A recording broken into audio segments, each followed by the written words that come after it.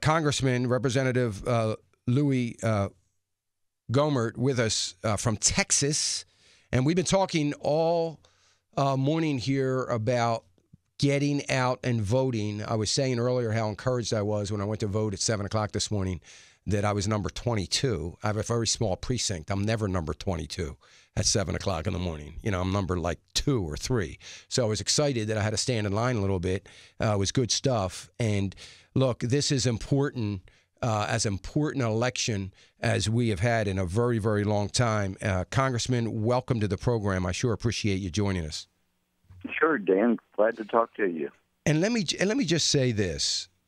So, Congressman, you have a vision to really have a strong, to see, not for you to have, but to see a strong grassroots movement, organization to elect strong, conservative,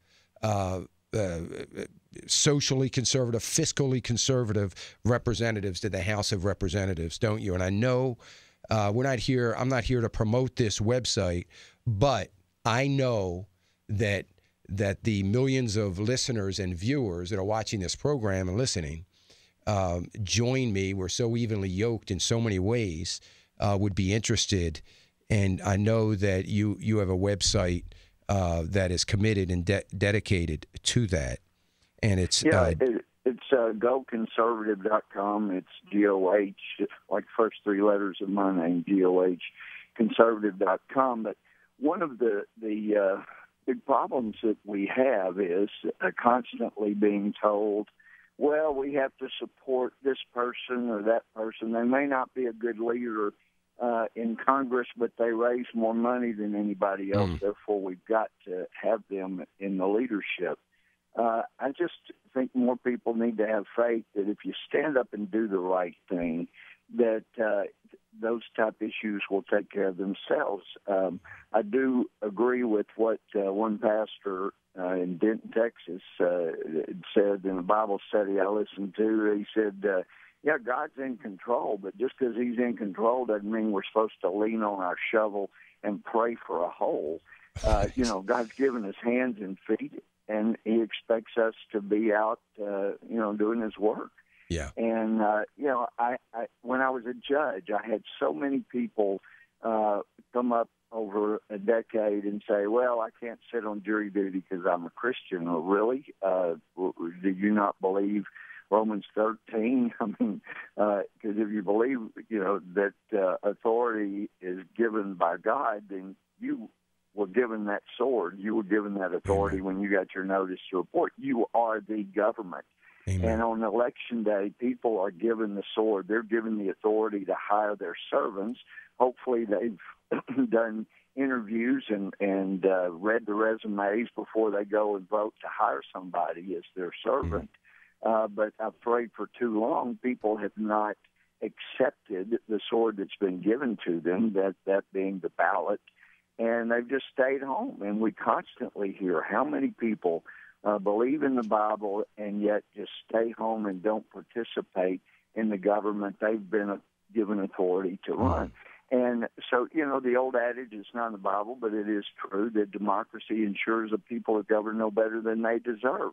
So if people don't go out and vote, or if they go out and vote and they haven't really done serious research about who they're voting for, then guess what? They get what they deserve. Yes. And whether you like Barack Obama or George W. Bush or Ronald Reagan, the truth is each time those people were elected, the country got what it deserved. So, I get tired of people that hadn't even voted going out and complaining about, well, we need to do this or that. Are you kidding me? Yeah.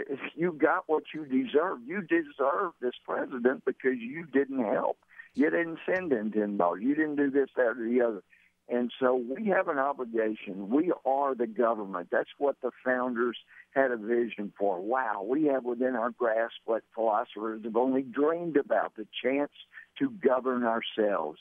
But, Dan, I mean, the financial irresponsibility, I've been fighting for 10 years now to eliminate the automatic increase in the federal government's budgets for every single agency and department. It's automatic. How can you ever balance a budget if you won't even eliminate the automatic increase? Well, fortunately, 3 years ago, we finally, after pushing for 7 years, we passed a bill that would eliminate that in the House. And then this year earlier, we passed that bill. But the Senate hadn't taken it up. So one of the things I'm really encouraged about is if we have different control in the Senate, we finally eliminate the automatic increase. I mean, I don't know about your show, the charity, the churches, the individuals listening, but I would doubt that anybody automatically increases their budget every year until they see how things went. Not the federal government. Most people on Social Security, they're aware they don't get an automatic increase. They don't get it some years. So why should the federal government? I mean, that's just one of many things that we have got to correct. And until we have more responsible people in elected office, we're not going to fix the most blatant violations of government control. No doubt about it. We're speaking to Representative Louie Gohmert from Texas. And Congressman, 38 million evangelical Christians didn't vote. These are only ones that were registered to vote that didn't vote in 2012. And I like what you said, because you're singing my song. You talk about Romans 13, and when we talk about you've lost your right to whine, that's what I say all the time. Yep. Stop whining. If you haven't voted, you lost your right. And one of the things that I say all the time, and I just say this to you, people call me, they don't do this anymore, not people that listen on a regular basis, but people used to call and say, we need term limits. And I always say, I got your term limit. It's called the voting booth. And we have abused, we the people, have abused the opportunity to fire somebody. Yep. So, that's the term limits that our founding fathers believed that we need to have, and we still have them. We just don't exercise them. Well, and I'm open to term limits. I think it could be a good idea.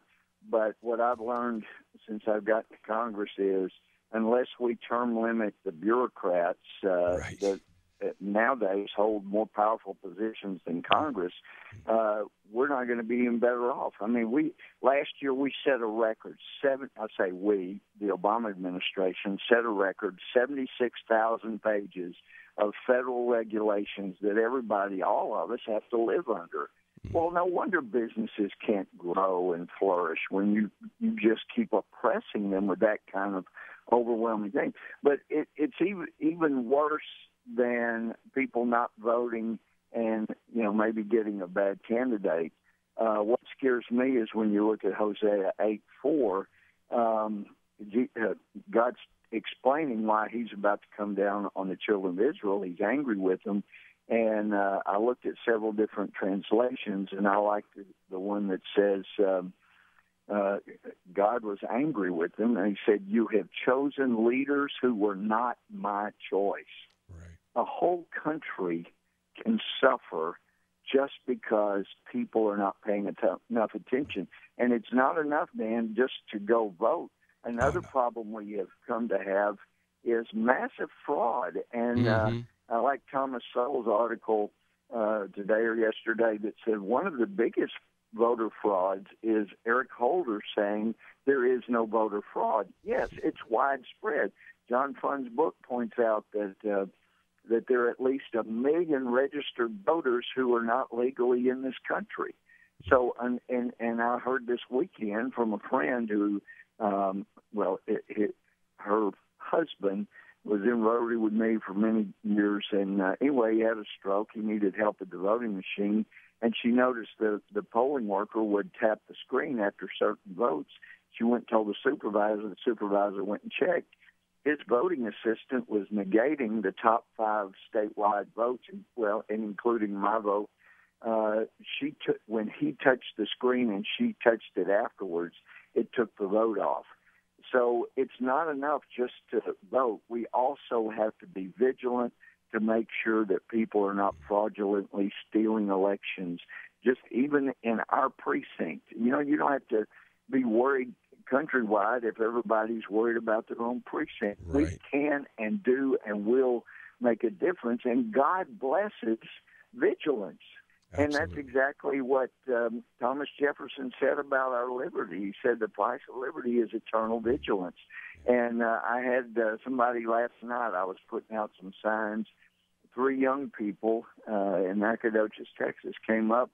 Hey, what's going on? You running for something? Yes, I'm running for Congress. Oh, that's great. Well, what have you been doing? Is this a promotion for you? Well, no, I'm your current congressman. Oh, and so there's an election coming up? Yes, right, tomorrow. Oh, really? Where does anybody have to go to vote? And I mean, and I'm just thinking, guys, you're going to lose your freedom because you don't know what you got. It's serious, and people have got to pay attention to who the leaders are, because, Dan, they're not leaders, they're servants. And the American people have allowed them to become heroes and this, that, and the other. We are servants, and until people start looking at it that way and firing people that are not good servants, we're going to get the country leaders we deserve, and the people aren't going to like it. Congressman, this morning I sent out 2 quotes on Twitter coming out of the Declaration of Independence and asked the questions behind it. Are we voting today? And, you know, I think we'd all be well served to read it and to understand the power that we have as the governed, the power that we have as the governed. And we need to be vigilant, as you say. And, you know, I appreciate, I've had an opportunity to go through it. I appreciate what you're doing with GOHconservative.com. And we all need to get involved. Thanks so much, Dan. But what I kept hearing, you know, as I mentioned earlier, people saying, well, gee, you know, I've got to support this. I've got to support. I don't believe in what they're doing, but they'll raise money. I got to have money to win my race. So I realized, you know what? I've got to raise money to help show, hey, you can be conservative, and we can help, and we can contribute, and we can show new people that, yeah, it can work to be conservative, to vote conservative, and then you can still raise the money you need. So that's all it does. That GoConservative.com doesn't contribute to anyone who has not shown that they will and are a conservative, that will stand by biblical principles that can make a difference. And that's the key. We got to be voting our biblical principles. I hope everybody is out there in the midterm doing that today. Congressman Gohmert, we're so appreciative for what you're doing. I thank you for coming on the program. I just want to also encourage people, don't just pray for our country. Get specific. We ought to be praying that the light of truth will be shined all over the country, shined on those that are trying to commit fraud, and that people will turn back to the biblical principles that guide us to being the greatest country in history. Amen. Amen. Thank you so much, Congressman. I sure appreciate you. Thank you. You're welcome.